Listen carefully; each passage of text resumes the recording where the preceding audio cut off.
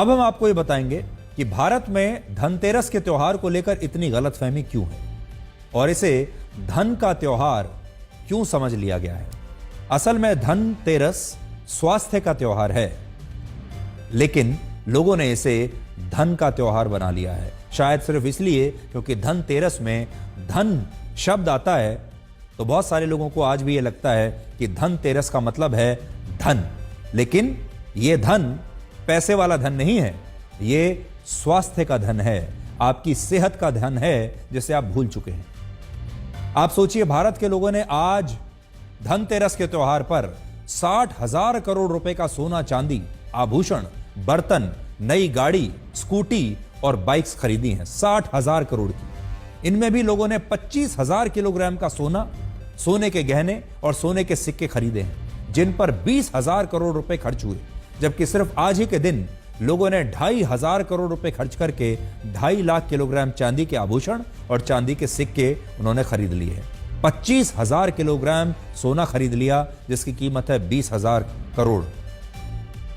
अनुमान है कि आज के दिन भारत के लोगों ने लगभग 100 करोड़ रुपए के बर्तन भी खरीदे हैं। और इसका कारण भी यह है कि हमारे देश में धनतेरस के मौके पर बर्तन खरीदे जाते हैं, सोने चांदी के सिक्के खरीदे जाते हैं और आभूषण खरीदने को भी शुभ माना जाता है। और ज्यादातर लोग यही सोचते हैं कि धनतेरस का त्योहार धन और संपदा का त्योहार है, जबकि सच यह है कि धनतेरस का धन से कोई लेना देना है ही नहीं, और ये वेल्थ का नहीं बल्कि हेल्थ का त्योहार है। धनतेरस का त्योहार भगवान धनवंतरी से जुड़ा है, जिन्हें पुराणों में आरोग्य देवता या आयुर्वेद का देवता बताया गया है।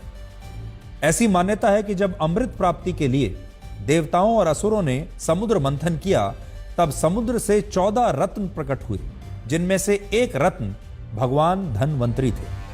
और इसी वजह से आज के दिन धनतेरस का त्योहार मनाया जाता है भगवान धनवंतरी के नाम पर।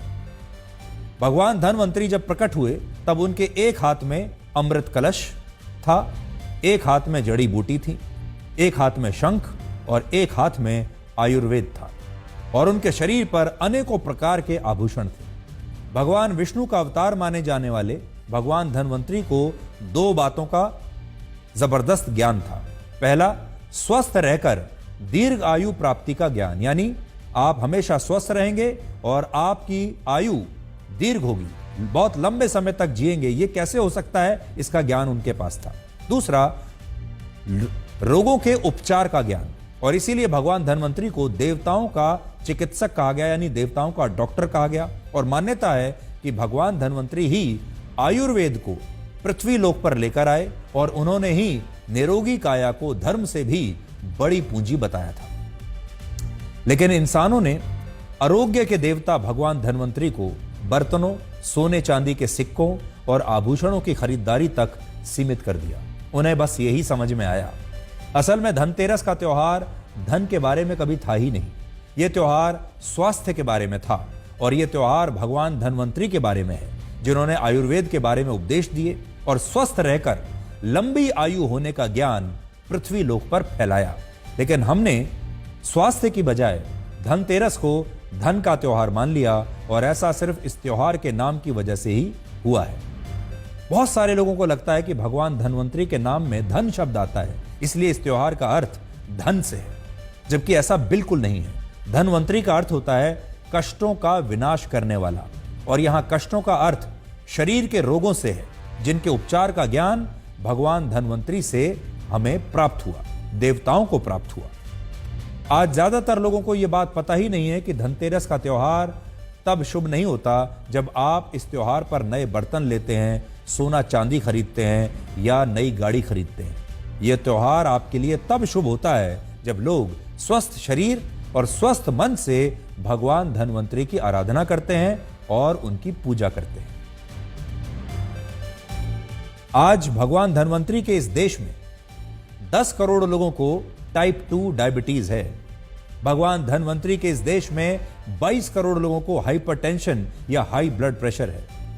भगवान धनवंतरी के देश में 7 करोड़ लोगों को मोटापे की समस्या है, 6 करोड़ लोगों को डिप्रेशन है, 40 करोड़ लोगों को हाई कोलेस्ट्रॉल की समस्या है, हर साल हृदय रोगों के कारण हमारे देश में 35 लाख लोगों की मौत हो जाती है। और इसका कारण यही है कि भारत के लोग सोने चांदी के सिक्के और बर्तन खरीदने के बारे में तो दिन रात सोचते हैं, लेकिन वो कभी भी अपने स्वास्थ्य को गंभीरता से नहीं लेते।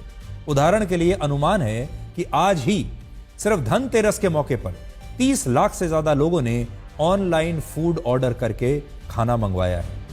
आज ही के दिन, एक दिन में 35 लाख लोगों ने ऑनलाइन खाना मंगवाया है बाहर से। और अब असल में लोगों ने त्योहारों पर अपने घर में खाना और पकवान बनाने बंद ही कर दिए हैं।